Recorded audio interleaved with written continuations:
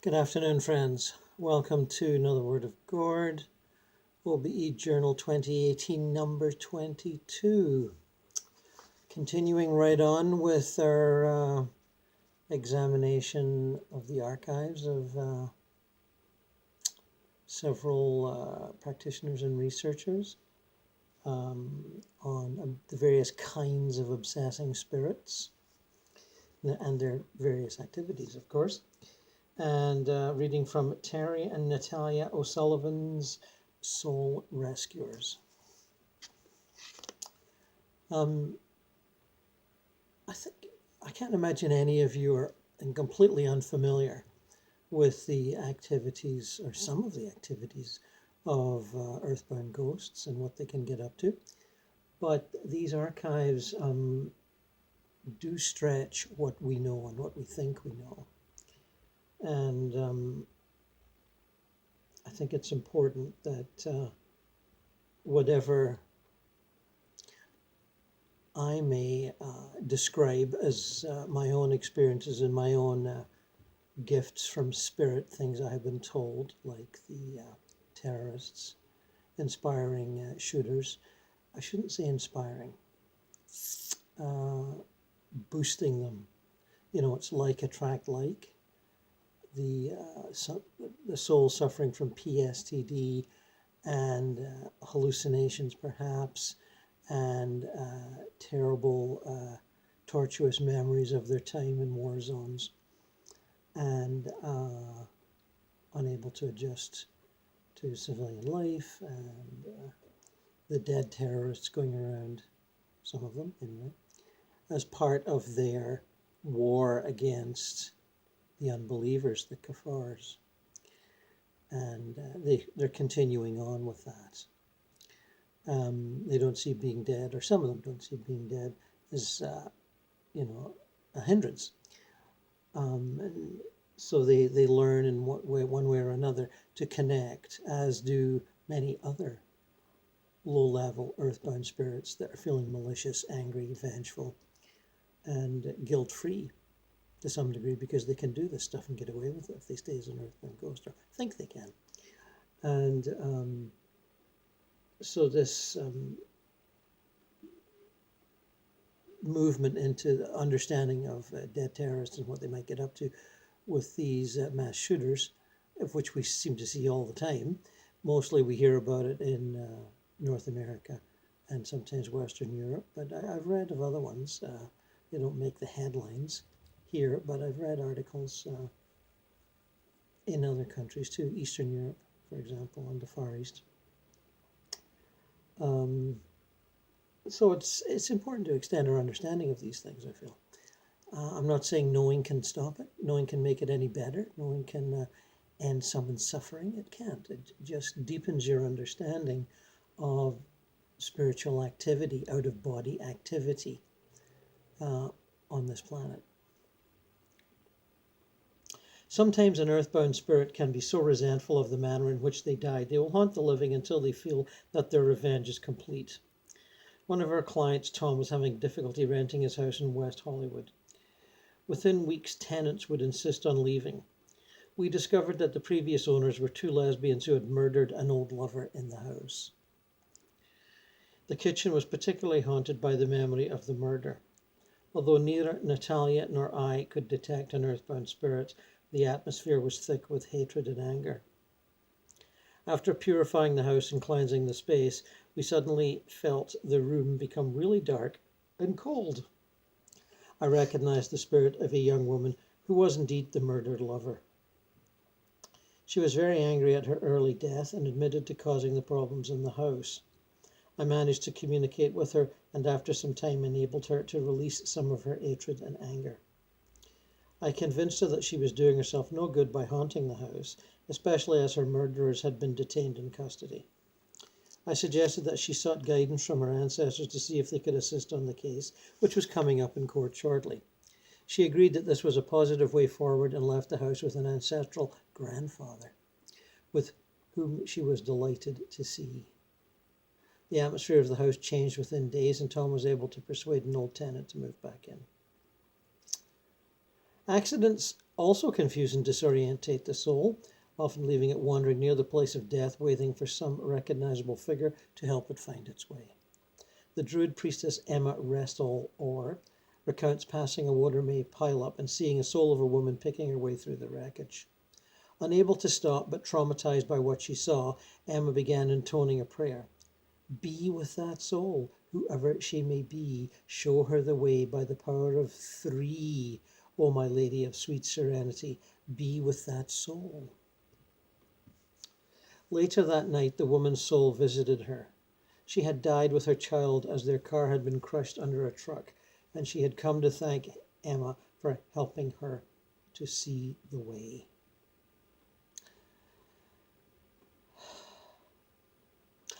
I was called in to help one family soon after the Lockerbie disaster. A child, presumably killed in the crash, had attached herself to the father of the household, Ashley, who had been on a business trip in the area. She had become attracted to the colours in his aura, and, as with all spirit children, was willing to trust him because of her innocence. She followed him home because he seemed like a nice man. Ashley remembers the events vividly. That's something one sees a lot in these descriptions. Deceased children just liking the colours in someone's aura. Which personally, without any particular proof, I think dogs do the same thing. Not dead dogs, living dogs. Maybe dead dogs do too. But just a point.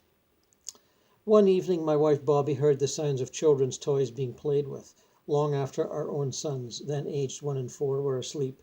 She checked on them but found nothing. When she went back to bed, she heard a child's giggle outside the door.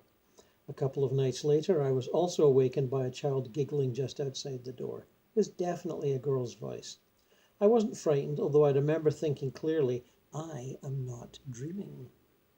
The next evening, we were out to dinner, and suddenly I seemed to receive a rush of information. In a vision, I saw a little blonde girl and heard the name Rachel. I turned to my wife and described the laughter I had heard. She went as white as a sheet. By coincidence, Bobby met Natalia and mentioned our little problem. She also told us Terry could solve it. He turned up one evening. Very quietly and without us telling him anything, he went straight to our younger son's bedroom. He asked not to be watched and in about 5 minutes emerged saying he had sent the child on her way to the other world. There were no flashing lights, nothing dramatic. Our children were running around as normal. We never heard another sound from the little girl and wondered what convinced her that she was gone. Oh, and wondered what convinced us that she was gone and that our younger son slept through the night, which he had not been doing ever since she had appeared. And now back to the narrative. From the moment I arrived in the house, I sensed a child in the boy's bedroom. She was untroubled and felt safe with the family, which was extraordinary considering the way that she died. It struck me that she was treating this situation like a holiday rather than a dreadful experience. She was content in herself and very lively and liked to play with the toys. It was very simple to call her family and explain to her that it was time for her to go with them. It was her grandparents, who had passed over several years before, who came to collect her. Suicide has always been a matter of grave concern amongst most religious and spiritual traditions, for it is believed that only God can give and take life. Buddhists believe that taking a life, whether it is your own or that of another living creature, is breaking natural law. Special rites and fire ceremonies are conducted in Tibet to free the consciousness of a suicide, as it is said they will almost always meet negative karma. But it is important to recognize that souls of suicide victims need healing, love, and prayers so that they do not remain caught in their own pain. To that, I would like to add that traditional religious attitudes and dogmas concerning suicides are only partially correct. As I've pointed out in my books and other videos and whatnot, there's many reasons to commit suicide. And some suicides are not depressed. They're, especially teenagers, careless or a little annoyed at their parents. They're not depressed. I mean, some are, but lots aren't. Drug overdoses are often careless accidents. Certainly was in the case of the actor Philip Seymour Hoffman, that you might have seen my video talking to him after he passed. He was like just angry at himself. He was just kind of partying and took too much and died. And he was like, oh shit. So anyway, important to keep that in mind. The international trance medium Colin Fry has found through his work communicating with the dead that many suicides do see the light when they die, but they do not accept it because of their own pain, guilt, or despair. Quote, they need help from this side of life to move to the other side, he says.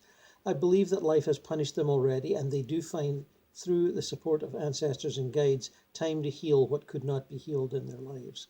That's also true. I'm not disputing that. Many who die in this way are not able to liberate themselves from the pain which caused them to commit suicide in the first place. In one of our cases, the spirit of a suicide victim nearly persuaded a young girl to take her own life because he was making her so depressed. Her family had just moved to a large house and Alexandra had just turned 13. She was a sensitive and artistic child, always happy and enjoying life. She made friends easily and had no problems at school. But over the few months that the family had lived in the home, her personality had changed and she had become moody, depressed, and antisocial. She feared going to bed, suffering nightmares, and would wake up every day exhausted and was unable to concentrate at school. For some months, her mother had pursued medical and other professional avenues, including a child psychologist. But each new method brought her daughter only temporary relief. She began to suspect that the problems might be due to a supernatural influence.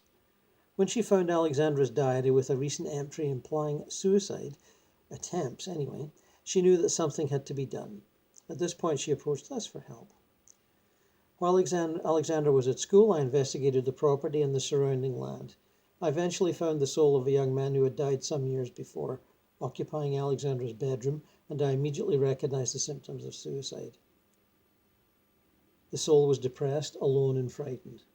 He explained to me that he had committed suicide on a business trip in the Far East. On his death, he had made his way home, but as a disembodied spirit, it had taken him 11 years to find his way back. And you ask me about lost and ignorant souls. I mean, don't. Just because I tell you that when you're in spirit, you can go from point A to point B just by wishing it and, visualizing wherever it is you want to go, the Alps, Gay Paris, La Belle, Roma, Kyoto, where's all the temples in Japan. People like this don't know that. And I've heard about souls taking a long way to find their way home, but that's got to be some kind of a record. 11 years? Goodness gracious. When he eventually arrived home, he discovered to his horror his family didn't live there anymore. At that point, he realized he had succeeded in taking his own life and now had nowhere to go. He recognized Alexandra as a sensitive child and tried to communicate his problem to her. This was the cause of her physical, emotional, and psychological symptoms. The work was not complete until I was able to heal any connection that the soul may have had with Alexandra. So when she returned home from school, her mother and I lifted her energies with massage and spiritual healing. With 3 days, she was back to her normal self. Her bedroom also had to be purified as the deceased man's depression and grief permeated it. I cleared it using herbal mixtures and crystals, and as the family are Greek Orthodox, they added icons and other religious artifacts to seal off and protect the bedroom, making Alexandra feel safe within her own beliefs. The mother later discovered from a neighbor that a doctor who formerly owned the house had had a son who had committed suicide there some years earlier. More bad vibes. As a general rule, children are more sensitive to the world of spirits than adults and can be often disturbed by them. Parents may put a change of behavior down to school problems, illness, or unfamiliar surroundings if they have just moved. But if the children are suffering from nightmares and do not appear to be themselves, it is just as likely they may be troubled by an earthbound spirit in the home. Another case with the soul of a suicide victim involved the possession of an adult.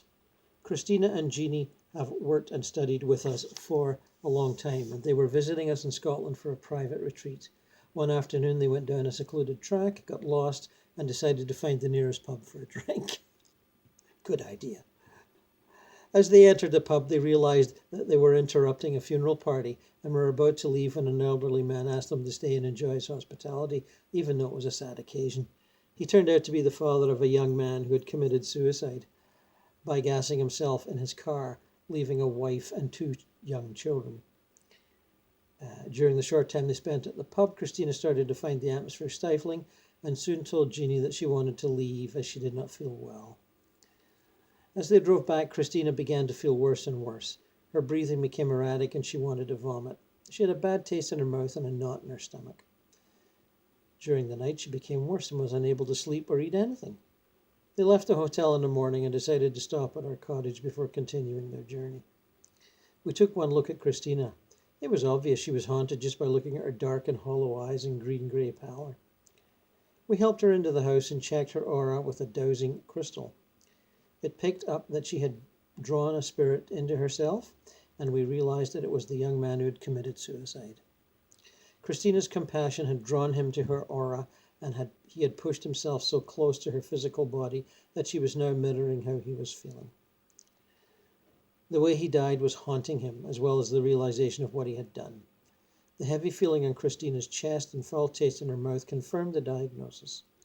The soul was very sad and depressed and unable to communicate coherently with us, but we were able to lift him gently out of Christina's energy field and pass him over to the other world. Within a few moments, Christina felt fine and great relief to be freed from her first possession by a spirit.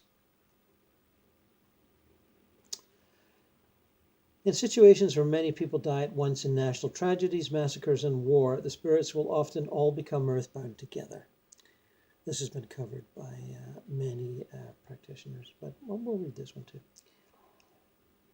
Keeping each other company, they can be even less likely to find their way into liberation because as they all are in the same situation, they are less likely to notice any changes going on around them. True.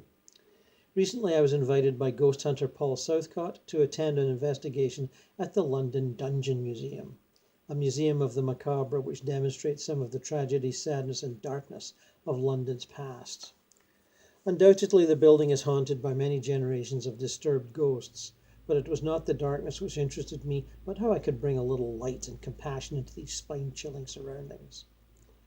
Paul had located a considerable number of spirits trapped in a time warp. He led me to the place where he had picked up the psychic activity. It was in a long tunnel around the back of the museum which had been used as an air raid shelter during the Blitz. The bomb building had taken a direct hit, instantly killing 61 people who had been taking shelter there. As soon as we entered the tunnel, I could see them and feel their huge pain and panic. They were all caught in the moment after the bomb had exploded. That's often what happens. Just a thought bubble, a big thought bubble. None of them realized they were dead, all thinking instead that they were wounded and waiting for the rescue services. Their pain filled the tunnel. To rescue these souls, the only way forward was to create a reconciliation, which had to be organized and carried out by field workers in the other world. These spirit workers are akin to guardian angels. They aid most healers and soul rescuers, yes, me too, ensuring that the souls are rescued or moved forward to a safe place in the other world.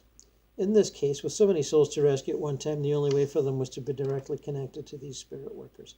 My job was to make contact with these people and call them out of their pain. Yeah, the one that's on Earth, the practitioner, me, Terry. You connect with the earthbounds and energetically open up a sort of a passageway, a light tunnel, so that the light workers from spirit can kind of move down a few vibrations to where they are. You're kind of like a linking mechanism, manipulating the energy a little bit, but not actually doing the retrieving. Assuming them to be Christian, I prayed in the name of Jesus Christ for their freedom and safety, directed my voice into the midst of their lonely world to resonate consciously with them so that they could hear my voice and draw by my physical magnetism. In hearing me, they came forward. I explained that they were to be rescued and should follow the field workers who had come with me. These workers were wearing uniforms of Second World War, so that no shock would affect those being rescued. At this point, I listened with my inner world guardian, who told me that the rescue was underway and that I could leave them to tie up the loose ends. One by one, the trapped souls were lifted out of their limited memory of the time of their death and reunited with their ancestors and loved ones. As they left, there was a huge emotional release which was deeply moving for the people with us.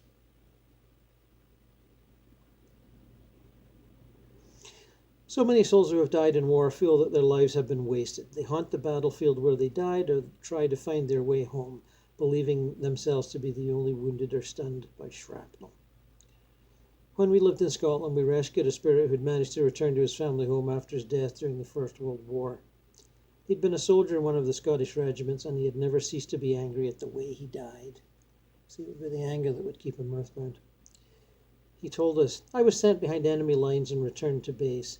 The commander insisted that I go back out again straight away to get further information. I knew that if I went out there again, I would die, and I argued my case with the officer in charge and reiterated my fear. He insisted that I return or be accused of being a traitor to my king and country. Against all my instincts, I returned to reconnoiter enemy lines, where I met my death crossing no man's land. As I felt my spirit rise out of my body, I tried to call out, 'You'd better not send me back,' only to notice my voice gave out no sound, as if I was struck dumb. The realization of my death struck me immediately, and I was filled with abject anger and rage toward the officer who'd ignored my plea." The soldier had spent many years reliving that situation and had been unable to liberate himself due to his hatred for the commanding officer. Finally, he realized this could not go on any longer. That's a long time. I mean, this book was probably done in the 90s or around 2000. So. But as we know, time means nothing in spirit, even on the lower levels. He decided that he must change his attitude and release himself from his rage, so that when we discovered him, he had reached the point where he was willing to go.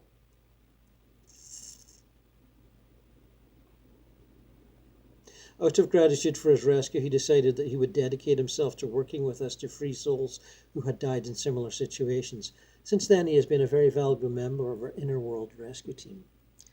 And when I was doing rescues more regularly in my early days, I had a dedicated couple that I met up with. It's all a bit long ago, but someone I had known on Earth who had deep trouble with his alien abductions, and which people did 20 and 30 years ago. Not so much now, it seems, but back then they did. Terrible trouble coping. Traumatized to the max, and he committed suicide. And he went to the spirit world, and another friend of mine who was alive at the time, but practicing out-of-body travel with the hemisync and Monroe techniques, met him out there and hooked him up with a young woman about his age who my friend, had met on an earlier OBE trip and had got friendly with, and he sensed this woman wanted to get more than friendly. So he introduced them, the fellow that had just passed through the suicide and the young woman. And they hit it off nicely and became a couple. And for quite some time, when I was doing rescues in a fairly conscious way, practicing, getting good at it, they'd always be the ones that would be the greeters. It was quite fascinating. Did this for quite a long time. And then I think they moved on to a higher level. And I didn't practice quite as much because at the beginning you do it a lot because you feel a sense of service, and you need to really feel that it's real, and you need verifications, and when you get your verifications, and then you start to see, as I did after quite some time, which is covered in More Adventures in Eternity, actually you're doing it while you're asleep. So you don't really have to do it while you're meditating during the day. Although, I mean, you can, but you don't have to. So then it becomes something that you're doing at night, and you only remember bits and pieces of it, basically. But there's a little story for you. During a recent visit to an old estate in Cornwall, we discovered a group of First World War veterans. The house had been a convalescent home for returning soldiers, and the main bedroom, which was connected to the living room, felt oppressive and seemed to have shadows lurking in the four corners. It was dark even during the day, and a heavy mist hung over both rooms. As I walked in, I could see beyond the shadows and grey damp atmosphere to the spirits of 6 elderly gentlemen. As soon as they could sense that we could communicate with them, they asked us to leave them alone and began to explain that they meant no harm to anyone and just wanted to get on with their lives. Many of them had died of chest infections after the war, and they had decided to continue living together as they had been great friends and had no place left to go. By now, as they had been dead for so long, they had lost all concept of time.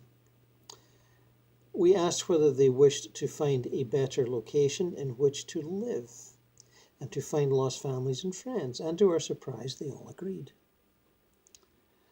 They gathered up all their belongings, and over a 2 or 3 day period, they all left the house. The room began to lighten, and as one guest staying in the house exclaimed, "It feels empty now."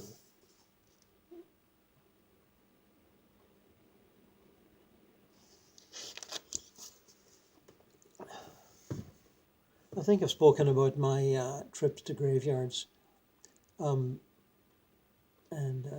doing something similar in a meditative way that these folks were doing.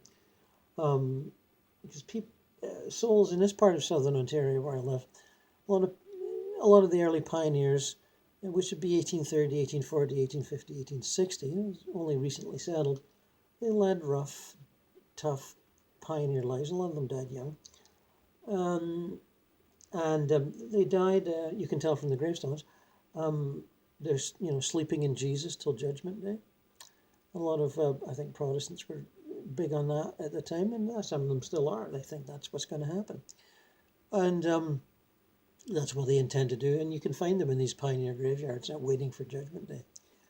And even though they have really no concept of time, they are getting a bit bored. And I try to help them move on, but they don't always trust me. And there's quite often a pastor or a church elder that thinks I'm an emissary of Satan and only there to trick them, and that there really is a Judgment Day, and I'm tricking them into coming to hell instead of waiting for Judgment Day. So you do your best.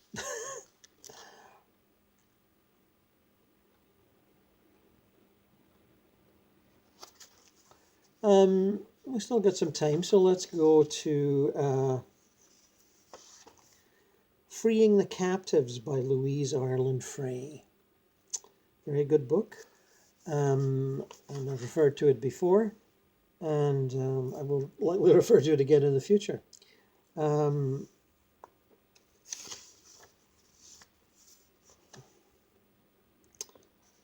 She talks about the mind of a living person may become an obsessing entity. An unusual example of the mind or part of the mind of a living person obsessing another is that of Tom, a client of mine who suspected he was a host to one or more entities and asked to be released from them in absentia. One of the women I trusted served as a channel, and through her we received a situation that perplexed me considerably at first. When I requested the strongest entity in Tom to come, a haughty personage came who said he was Ramos, a ruler. Why do you bother one such as I? He asked, pompously. He said he was a leader of a group of herders, apparently a nomadic tribe, and he felt that I was totally wrong in insisting that he was inside of anyone else. He admitted that maybe someone else was in him, however. At times he saw this other, a man, standing and watching as his dancing girls performed. It is true that no one else can see him, quote. He said the stranger never approached the dancers. The idea that perhaps this visiting male might invade his harem of women through his own body, however, plunged him into a dark anger. I want him gone. I want him gone. It had not been difficult for me to perceive that his attitudes toward women were quite similar to those of Tom himself. I theorized that this similarity had drawn Tom's dreaming or fantasizing mind to the tents of Ramos in India and had built up a strong connection between him and Ramos, into whose body this part of Tom's mind might well have entered at times, so that when I called for the entity within Tom, it was Ramos who came to the call, invading Tom periodically or because of the remarkable similarity between the men's attitudes.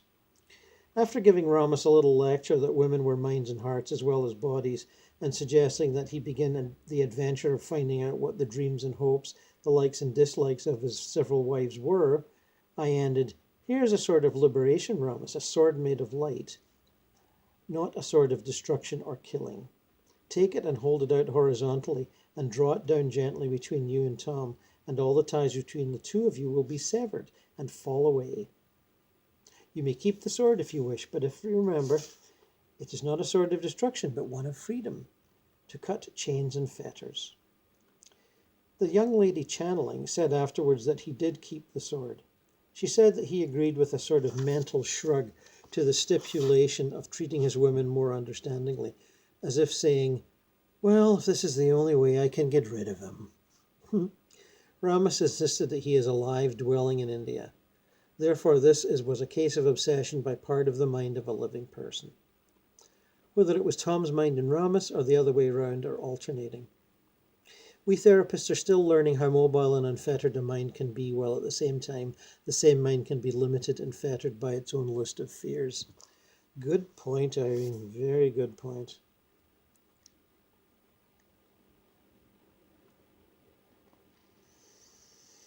In April 1990, I had a long conversation with a lady sitting next to me on an airplane. Exchanging information about ourselves, I mentioned my work with hypnosis and releasements, and instantly she began quizzing me about the symptoms of obsession. She felt that her daughter needed a releasement. Shortly before the child was born, the child's grandmother killed herself. Just a few days before the grandfather returned home, dying of cancer from the hospital. The mother, at her term in pregnancy, was undoubtedly wrenched by these events, and the unborn child, at the very least, sensed and responded to the mother's emotional turmoil. At worst, the child was open to invasion by entities. Wanting to help the little girl, who was now 5 or 6, I asked the mother if she would like for me to see what I could do with the assistance of friends after I returned home. With gratitude, she said yes. When in a few weeks a co-worker channeled for the child, Gina, we found one entity, a man of middle age who had slept away, heavily drugged to ease the pain of the advanced cancer. He found himself looking down at this person on the bed. Looks like an old person. A nurse comes and says, "Oh, he's gone now." "But I'm not gone, I'm here." He said he was not ready to go. Should have done more, needed to help my family more. So he stayed in the earth plane near his family by going into the infant Gina to help her breathe. She needed me, he said. He took her into his own restlessness, discontent, desire to run away. Not realizing that all his traits, both positive and negative, would influence her with him in her. Before leaving, he warned that Gina's ears should be examined. There was a deep infection in one of them. The man's mind also told us that there were entities in Gina's mother. The first we found was a high school girl who had drowned when her boyfriend's car failed to make a turn on the way home from a party and went into the river. They couldn't see me because I wasn't in the car. I don't know why they couldn't see me, because I was there. She didn't want to leave Gina's mother until I reminded her that it was selfish to stay and be a parasite in anyone, and then she was willing. The other entity in the mother was a child whose name, when spelled phonetically, was Tinka. She had died in 1915 in Syria, her chest hurting, her body hot. She was leaving her sick body, and oh, it felt good. I was going to go, but Mama screamed and cried and yelled, "Don't go, don't go." I wanted to go, but I couldn't. Crying hard, frightened, barely able to talk. I don't want to go if Mama doesn't want me to go, but I do want to go. Weeping hard for several minutes before gently quieted. I stayed with Mama a long time till she left me. Brackets, this means death, usually. I looked for a place to go, for someone who wanted me. This lady needed me. I don't know, she just needed me. Somebody had died and she was sad. That big girl didn't help her much. I didn't mind staying. When Tinka saw someone coming for her, she smiled. She's running, it's my Mama.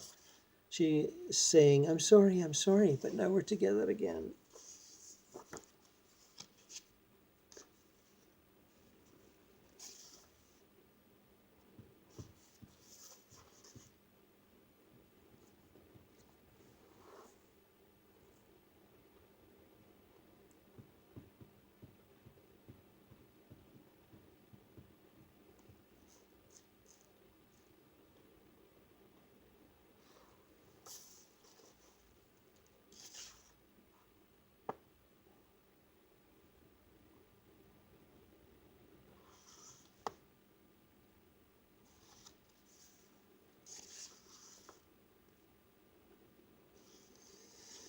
One more aspect of our rescue work developed from this fact that several times wandering entities had invaded our own homes. Lana said that she frequently had such visitors, as I mentioned, deceased relatives and friends. Most of them were in that category, but some wanderers were drawn by what they describe as a warmth, a light, a shining flower. A shining flower, that's nice. Lana was described by Huberty as a magnet. She draws people. My home was described as a halfway house to which entities were drawn by a beacon light when they found themselves halfway between heaven and earth and the next realm. Lily suggested that I ask her in hypnosis to become my house, for she felt that she could discover important facts along these lines. Therefore, when she had placed herself in hypnosis, I gave her the instruction, now become my house and tell me what you find. Are there entities in it? Any? Without hesitation, she replied, multitudes, multitudes.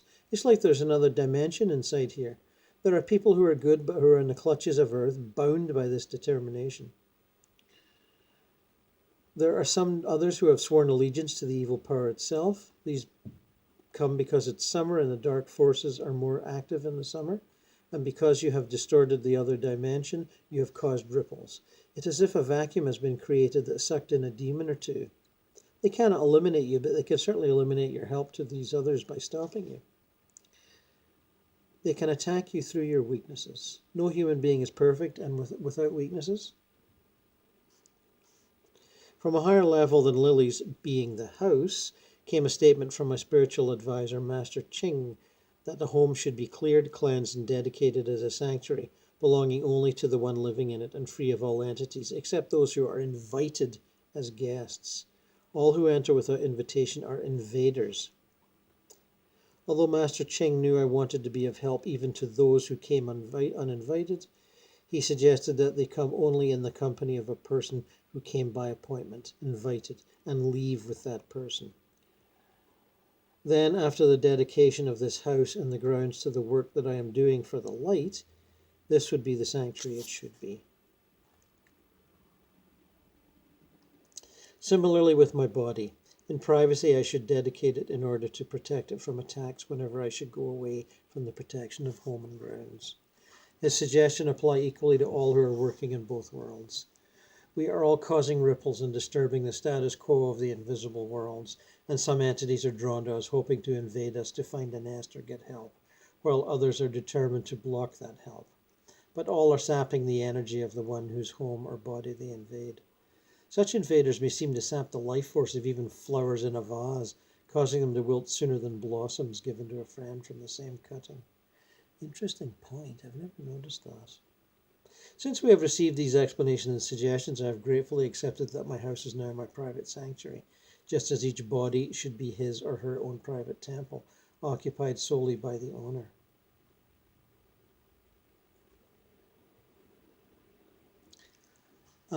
That happens here once in a while. We have spirits passing through because the sort of energetic version of this house is a lighted space. And quite often it's my partner, Cynthia, who sees the entities, sort of wakes up in the middle of the night and sees them, sort of standing by the bed staring at her, uncomprehendingly, usually not malicious, just kind of lost.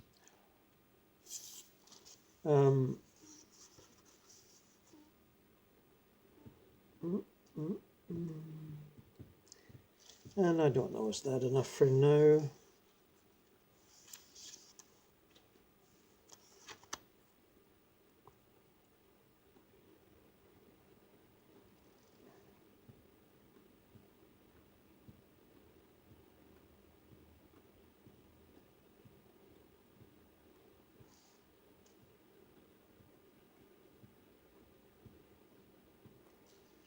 Alien extraterrestrial entities.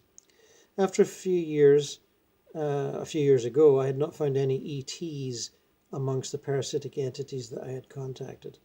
Since then, I have contacted more than one that seems to be definitely an off-planet type, an extraterrestrial type. There have been several different kinds among these. During a small class on releasement that I was teaching, one of the men, Harry, found himself channeling for a lost, confused, and apprehensive spirit that had ventured away from its home environment and had begun to realize that Earth and its inhabitants were so different from itself that it was lonely. The picture developing seemed similar to that of a lost teenage Earthling who had fled home for an adventure but found confusion and disappointment instead. I did not know how to locate home for this entity, but knowing that the universe held all the answers and that the energy of thought reaches easily to the farthest star, it does, but it takes a bit of a leap to actually believe that, but it does. I simply ask that one of its own kind please come at our call and take this spirit back to its proper place. I asked for a wise counselor to come. The lost entity was glad to be helped, but admitted that it was fearful that it might be punished or at least reprimanded by its escort. It was afraid it could not live up to the expectations its own kind had held for it. When the counselor came at our invitation, Harry breathed hard a moment and then whispered, "He is so heavy, he feels like he's crushing me." All this was totally new to me. I had to wing it, but followed what seemed to be the most direct and simple way. I explained to the counsellor that his presence was felt as a crushing weight by Harry's sensitive human body, and asked that he lighten his presence. He did so, by some means or other, perhaps just by desiring to. Harry told us afterwards that the counsellor did not seem to understand the little lost entity's fears, that the counsellor seemed to take it all in very matter-of-factly, with a tinge of irritation that the little entity had caused this inconvenience. Brackets. Could there be a sort of generation gap in communication on other planets, as well as in our human race? At any rate, the lost entity is back with its own kind again, and, we hope, happy. Baldwin, she quotes William Baldwin quite a lot in this book, a bit of a disciple. Baldwin, in encountering extraterrestrials, occasionally he follows the format of the television series Star Trek in his conversations. This approach seems to work very well. The basis for communication is telepathic, or what Monroe calls nonverbal communication, requiring only thoughts, not words in any language at all, although Baldwin expresses his thoughts in English and receives the alien's thoughts as if worded in English. Brackets. This applies to deaf-mute humans and to animal souls as well. Yeah, that's what I find too. All of a sudden, everyone seems to speak in English. It's like the thing in Douglas Adams' book, The Babelfish. You put it in, you can understand all languages. It's quite funny how that happens. And you tell people that are studying with you that they don't believe you, and then they have to experience it for themselves, and they'll say, "But I was in Japan, or I was in India astrally, and I spoke to some spirits, and they were speaking in English." And you say, "See, I told you." And you'll also tell them that no matter where they are, they'll find themselves dressed appropriately, and they don't believe you about that either. And then I remember one woman saying, "Oh, I was in a Middle Eastern or Arab country, and knowing that women aren't taken too seriously there, I found myself dressed as a man and looking like one, and therefore I was able to conduct the soul rescue with a level of authority." And I said, "See, told you." Anyway, it's quite fun when you're showing people these things, and I wish you all great luck in your astral travels and your attempts at soul rescue. As I've often said, it's easier than you think, not harder than you think. And until next time, which probably won't be too long away, we'll see you soon.